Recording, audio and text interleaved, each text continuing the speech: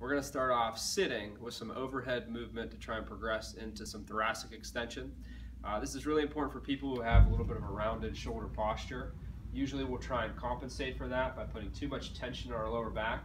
So we're going to try and keep some tension in the stomach to control the movement to happen through the shoulders without it happening to put pressure into our lower back.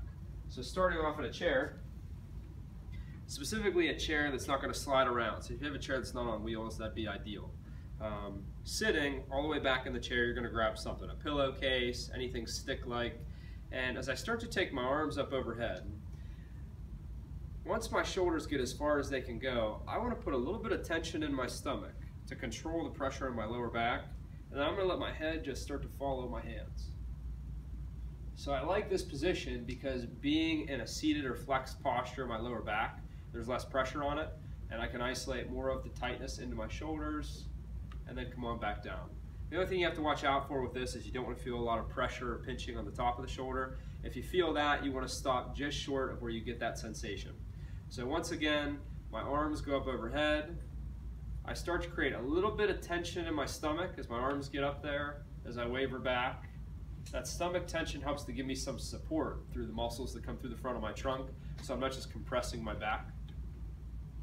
And then this is for someone who has that bad posture. So I start off like this, and if that's okay, I'll start to have them slide. So they're slouching in the chair. So now they're opening up the front of their hips a little bit, taking them into a more elongated position. The same motion. Now if I want to here, I could even add a stretch into my quad or thigh. So I'll have people start back in the chair, keep one foot planted, and you'll slide towards the edge, and I have a little bit more knee bend. So now I'll promote a little bit more stretch through the front of my hip or thigh. If I want to get even more so, I could take that foot under the chair, which may prevent me from even going back to where I touch it. And this would be a stretch all the way through the front side of me.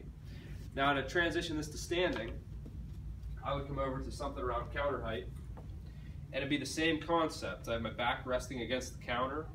As my arms go up overhead, I want to create that same tension in my stomach. And once my hands get to their max point, I'll let my head follow my hands a little. Once again, promoting that opening of the front side of me, pretty much an anti-bad posture movement.